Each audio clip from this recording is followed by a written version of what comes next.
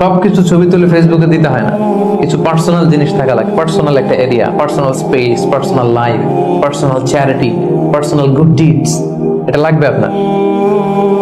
এটা আল্লাহ তাআলা বেশি পছন্দ করেন। আল্লাকা সিররুন ইনদাল্লাহ বাইনাকা আনতা ওয়া বাইনাল্লাহ, এমন কোন গোপন জিনিস তোমার আর তোমার রবের মাঝে আছে যেটা তোমার রব ছাড়া কেউ জানে না?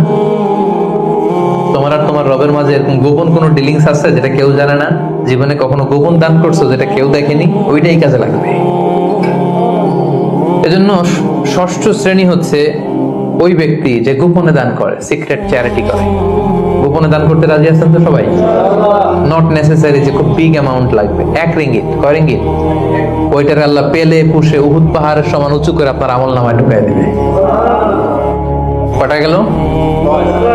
7 নাম্বার হচ্ছে রাজুলুন যাকারাল্লাহ খালিয়ান ফাফাদাত আইনা, যে ব্যক্তি গোপনে আল্লাহর জিকির করে, আল্লাহকে স্মরণ করে আর চোখের পানি ছাড়ে।